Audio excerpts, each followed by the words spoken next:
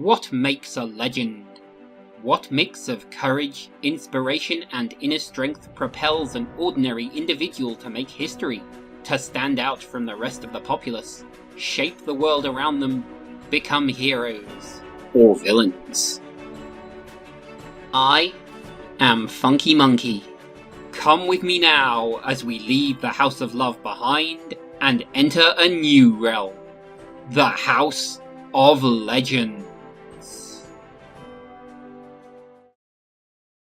Well, hey there, Internet, and welcome to my House of Legends.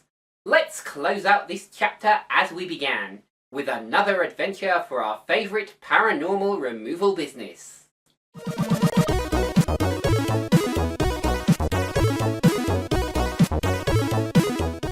Released in March of 2024, Ghostbusters Frozen Empire continues the tale of the family Spengler and the extended ghost-busting franchise. The Spenglers have moved to New York and are carrying on the family tradition, but a new threat could bring everything that all of our heroes have worked for to a very chilly end. It's a genuine adventure in the Big Apple, home of the OG GBs, even if it met a decidedly mixed reception from hot and cold critics. But what's my verdict? There's only one way to find out. So come with me now, back to the streets of New York, as we ride once more with the best, the beautiful, the only Ghostbusters, as they face a frozen empire. It's another day at the office for the family Spengler, the new Ghostbusters. And when the ghost goes up, Mum Callie has a drone trap. And Scratch one sewer dragon. But Mayor Peck isn't happy. This officious little man has held a grudge for decades since he was so memorably humiliated in the first movie. And worse, Phoebe's too young to hold a job, so she's off the team. And the containment unit's seen better days. At least Ray's doing okay. The plot shows up in a job lot of brass items. The seller is Nadim Razmadi, a seemingly random hustler who's about to take a step into a much larger world. But one item doesn't seem to like the PKE meter. Back at the Busters HQ, Trevor runs into an old friend. Ah, Slimer. Everyone's favourite green spook. Looks like a new puppet though, and I'm not too sold on the bum crease. But Phoebe feels the sting of the mayor's edict, until she makes a new friend.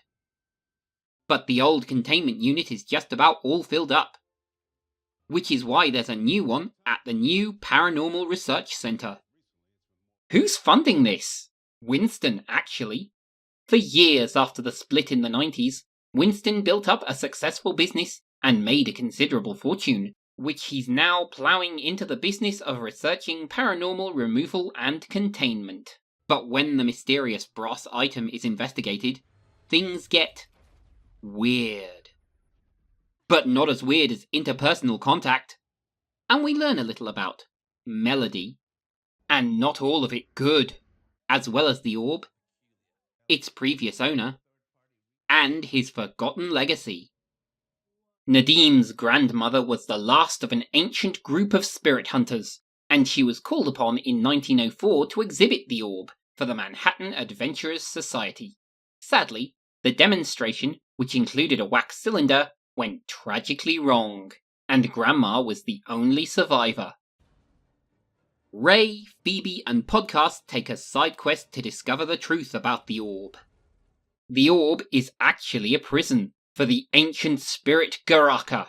After being betrayed by a human king and stripped of his horns, which greatly amplified his power, Garaka sought the secret of the Death Chill, and went off on a bit of a killing spree.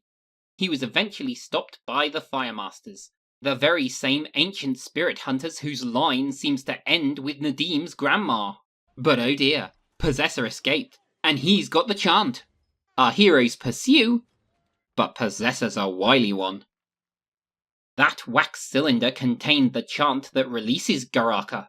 Nice job getting yourselves froze to death, heroes.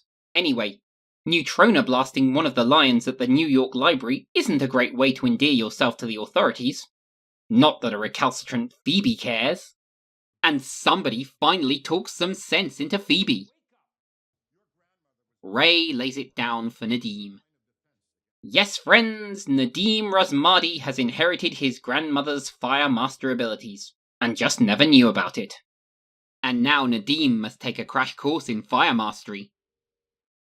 Forgive my cynicism, but I don't see this going well. But Phoebe makes another terrible mistake. And Garaka is finally liberated. And it'll take more than a single proton pack to bust a big bad. And worse, Garaka gets his horns back. So begins a frozen summer. But the Busters are never at a loss. Phoebe's little outburst had consequences. Busters HQ was condemned, the proton packs were confiscated, but the PRC had new packs on hand.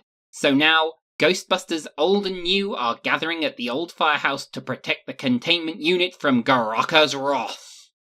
And Dr. Venkman loves to make an entrance. And enter Garaka, who's more than a match for an undertrained firemaster. And a single brass-enhanced proton pack. But a match is all it takes to spark this fight back. And turn Garaka's plan back upon him. Garaka planned to tear open the ghost containment unit and command the ghosts inside as his own private army, which, as you've just seen, thanks to methods old and new, went about as well as you'd expect.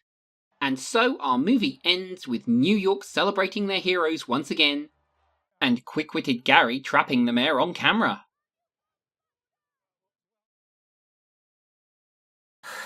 Just take the hint, Walter Peck, you officious little man. Anyway, that was Ghostbusters Frozen Empire. And actually, I'm going to put this one into the House of Legends. So what can you say about this franchise? For decades, Dan Aykroyd and Harold Ramis's creations have busted spooks, spectres, poltergeists, and even ancient evils to keep this side of the Great Divide safe. In animated form, they battled for good against evil over several seasons. And even with the revival of the franchise, it's a passing of the torch, rather than a zombified husk. And while I usually spend some time on the performances, this is a true ensemble piece, which in my opinion works to its strengths.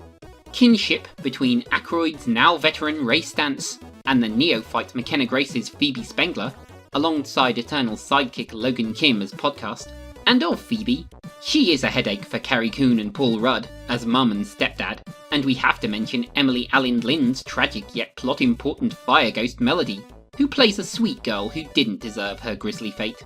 And of course, Kumail Nanjiani's reluctant firemaster Nadim fills out the B-plot with his own journey, as he discovers his grandmother's legacy. Cal was right, someone had thought of ghostbusting before. So is it a perfect movie? No. With so many characters, most of them, such as the returning cast from Afterlife, alongside new PRC researcher Lars, as well as Bill Murray and Annie Potts, are a little overshadowed by the main plot. And did we need so many cameos from the first movie? The library guy? The library ghost? Mayor Walter Peck? Still, these are nitpicks at best, and it's easy enough to get swept up in another great adventure for a new generation of Ghostbusters. And if you're looking for the heirs to the Firemasters of old, who you gonna call?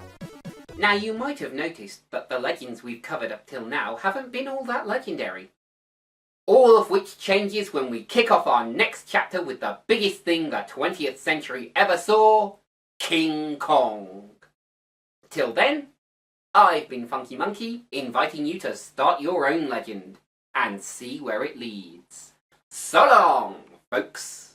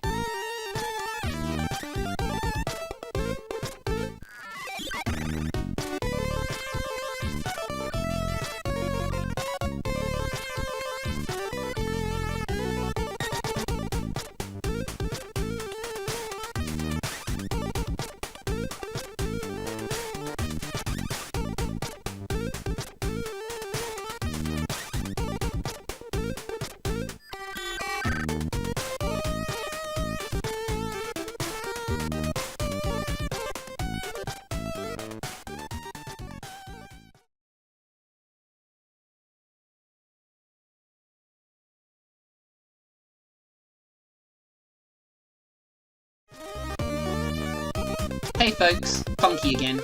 If you liked the video, you know where that button is. Why not consider subscribing and ringing the notification bell? And if you want to be extra awesome, you can check out my crowdfunding links. And if you're not fussed about any of it, that's okay too. So long!